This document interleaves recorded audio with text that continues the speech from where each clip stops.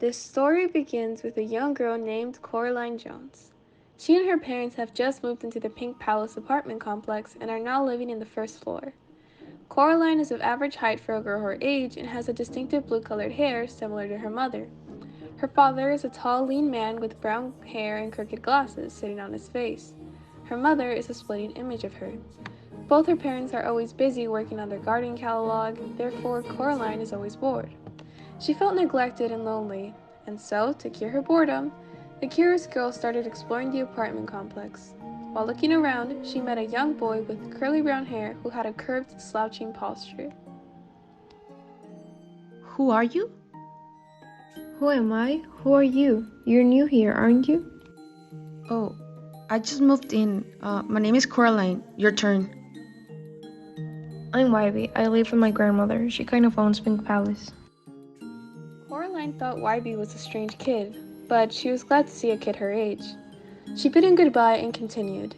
She decided she might as well meet her new neighbors, so she went upstairs. The first thing she saw was a really tall and skinny guy. He even looked sickly. He was doing a handstand in the front door. He noticed her presence and stood up normally. Hello, little girl. Hi, yeah, I think I should go now. You know, you should be really careful around here. Little girls like you do not belong. What do you mean? The odd man had no reply. Coraline returned to her own house, feeling very unsettled. She decided exploring her own house was a better option. She found a door in her room. She went to look for her mother to ask about it. Mom! What's this door led to? I don't know, but our landlady warned us not to touch it. Don't go opening it. You hear me? Coraline watched as her mother took out a key and hung it on the wall. She knew it was the key to the door. She left soon after, leaving Coraline to herself. Later that day, she finally decided her adventures for the day were over and headed off to sleep. That same night, while being on the edge of falling asleep, she heard a squeaking noise, and the sound made her curious. She found out the noise came from a little mouse.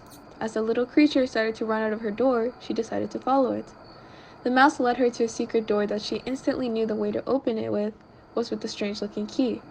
She was now more intrigued than ever. She opened the little door and saw a tunnel. She entered without a doubt. After reaching the other side, she quickly opened the door, only to find out that it was an exact replica of her house. The only difference was that the place looked more vivid. The colors started flooding her vision, and flowers were blooming all around her. Finally, she saw her parents. She was so confused that she started walking towards them. She found something rather terrifying. Her parents had stitched buttons as eyes. Hello, darling. What is this? Who are you? And where are my parents? What do you mean, silly? We're your parents. This is your home. But you're different. My mom doesn't have those buttons in her eyes. Oh, you like them? And well, I'm your other mother, honey. You should join us for dinner tonight. Your mother's cooking abilities are amazing. Caroline finished her dinner, and she was both amazed and confused, but she continued to explore this different version of her world. My new mother is amazing. She went outside and found a beautiful garden in the shape of her face. It had all kinds of flowers and colors resembling herself. Apparently, her dad had built it for her, and she felt so loved and included in this world, she didn't want to leave. Then a familiar face appeared by her side. Great. Another Wybie. Hello? Don't you talk? Wybie remained silent, but you could tell that something was off. He wasn't his vibrant self as he usually was. Coraline, confused, decided to go to bed to calm down for a bit and stopped overthinking. Coraline awoke from what she thought had been a dream. She was now in the real world in her own bed. It was at this moment that Wybie decided to take advantage of the situation and told her that a long time ago, his grandmother's twin sister mysteriously disappeared by an unfamiliar force. Later on, Coraline's neighbor, Sergei Alexander Babinski, a gymnast who had his own mouse circus along with some retired actresses, noticed that in order to let her know about the damage he could create by opening and crossing by the other side of the door, he needed to tell her the truth. Coraline didn't take it under consideration and ignored what Wybie and Bobinski had told her before, and went out again to explore the other world for a second and third time. By the second day she had gone, she noticed the other Wybie was now not able to speak because of his sewn mouth. What also got her attention was the other Bobinski's mouse circus and show, and her other father's extremely beautiful garden he had made for her. By the third day she visited the other world, she met the other Spink and the other Forcible, which gave her a musical and entertaining show especially for her. Thereupon, she saw the other cat, which in that world was able to speak and go back and forward in both dimensions. The other cat kept her informed and explained to her the other world. Coraline, you might be aware that this world in which we are right now is not what you used to see. It's just an unreal perception.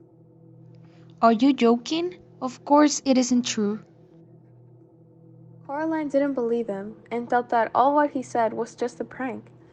At this point, the other mother approached her and presented her the chance and opportunity to keep her abiding out there for a long time under one condition. Hi, sweetie. You're Caroline, am I right? Yes, you are. I'm Coraline. Great. I have a convenient proposal and perfect opportunity for you, which I think you would be interested in. Well, what is that proposal you're talking about? Okay, as I have already noticed, you have been coming consequently to this other world, which is your home, of course, but in order to keep you abiding, you need to. What do I need to do? I'll do anything. Wait. It's easy. We just have to sew on buttons as you realize. Just test me. Your mother. Does you think they look precious on me? What? Are you crazy? No, of course I won't do it. Coraline got frightened by listening to what the other mother had said. She ran to her bed and fell asleep, hoping to wake up in the normal world. But when she awoke, she realized she continued to be in the other world. Coraline ran out of her room and burst into the dining room, seeing her other mother calmly sitting down. Meanwhile, her other father seemed to be on edge. Coraline glared at her other mother and immediately started yelling out demands. Why am I still here? I want to go home. You are home. No, I'm not. Let me go home now. Listen, Caroline. You just have to let me put these pretty buttons. I'm not letting you sew buttons in my eyes. Caroline, that is enough. That's it. You're grounded. You can't ground me. The other mother harshly grabbed Coraline's arm and began to drag her out of the room. Ow, let go of me. I'll let you out once you think about what you've done. The other mother locked Coraline in a room with mirrors and a single bed. She was trying so hard to escape but didn't succeed. She started crying and regretting everything until she heard voices coming from the dark room. She then realized those voices were of little children, but they were souls. You can escape. We both tried and failed. Who are you? We don't remember our real names, but we do remember our real moms. She spied on us through the door. She saw that we weren't happy, so she attracted us with treasures, toys, treats, and games to play. But we wanted more. Then she asked for our eyes, so we could stay there forever. So we let her sew bottoms to our eyes. She then locked us in this room and ate our souls. She pretended to be our mother, but her real name is Bilda. I will not let her sew anything to my face. The only way out is beating her. Miss, perhaps you can find our eyes. It is not too much to ask. If you get our eyes back, we could finally be free. Your eyes? Yes, please. We just want to be free. I can do that, but first I have to get out of here. We can help with that. The ghost showed Coraline the secret passageway out of the room, and soon Coraline was free. After bidding the ghost goodbye, Coraline snuck around the living room, trying to avoid being seen.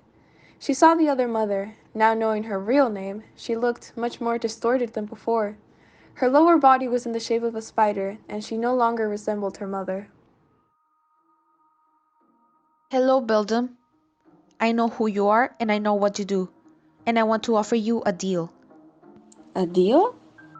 Yes, I want the buttons, the eyes of the other kids, and if I can find them before time runs out, we can all leave. If I don't, then you can sew buttons into my eyes. Very interesting. Alright, I accept. Eldon began to give Coraline clues and riddles in order to find the location of the 3 buttons. Coraline listened intently and remembered each one to the letter. You didn't think I would make it easy for you, did you? Out of nowhere, the Belgian pounced and attacked Coraline, who managed to roll away just in time. Coraline began running around the room, dodging and hiding behind furniture, while the other mother used her large form to crawl around the room, intending to harm Coraline. While hiding, she saw the other Wybie, who signaled her into the other room.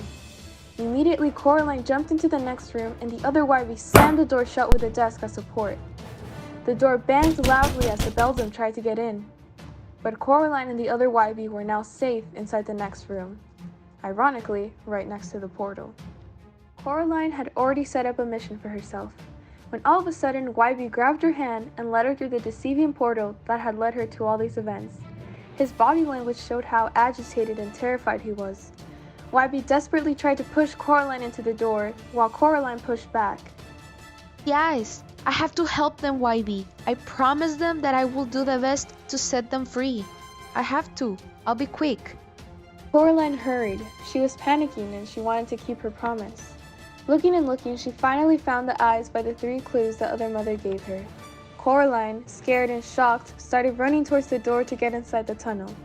But then she saw her other mother, and that was the motivation she needed. But the closer she was to the door, the closer the other mother got. I'm not gonna make it. Rushed through the door, fighting the force of her mother to keep it shut. Coraline, come honey. We can make it work. You can live here with me. You will never be my mother. As she closed the door, the other mother's hand got stuck and went through the portal. Now Coraline had another problem, to fix the hand. She fought the hand until she got through to the other side of the door. Happily, she exhaled. She was finally home. Now she didn't have that fantasy place where her mother and father weren't part of it. She was happy in her little apartment at the Pink Palace. And she was grateful to what she had, because she knew she had what she needed. Maybe not what she wanted, but it was close enough. Seeing her own mother and father was enough to win over a nice garden and a buffet of home-cooked meals. But somehow she felt betrayed, for she was also shown a chance at a perfect life in this other world. She now appreciated the imperfect and kind of lonely world she was stuck in. Because although she felt lonely and bored out there, she felt at peace with everyone and herself. At the beginning, she was surprised with the fantasy world she had discovered behind that mysterious door. She realized that all those different places and the kindness of the other people was all fake. It was only a plan from the other mother to keep her in the other world and keep her eyes. Coraline immediately started looking for her parents to give them a hug and apologized for her bad behavior since they had arrived at the new house. She went to the kitchen because a delicious smell was spread all over the house. Hoping to see them together, she ran as fast as she could. Mom, I'm so glad you're safe. Caroline, are you alright? What are you talking about?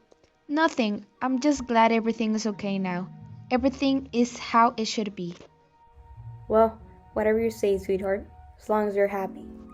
I am, more than I have ever been. Well, I'm glad you're finally liking this place. Now, come and go wash your hands so we can have dinner. We also have a surprise for you later, so wait for that. Okay, I will be right back. Coraline went to wash her hands, glad to see everything had been resolved, and gazed out the window in front of her. Coraline notices the mysterious black cat staring at her outside her window. She goes outside to greet it. There you are, Kitty. You don't know what a long day I had. I realized that life is just so much better with my real parents, and no good food or surroundings will ever be more than them. I suppose you learned your lesson, but I don't quite understand how did you get out of there. It's not easy to escape from Beldam. How little faith you have in me. But let me tell you, after I realized that she just wanted me for my soul and my eyes, I decided to get out of there. Enough motivation, don't you think? Well, if someone wanted to eat my soul, I would have gone out the door the second I knew. Whatever, I'm just happy to be home with my parents. I'm glad you're okay too.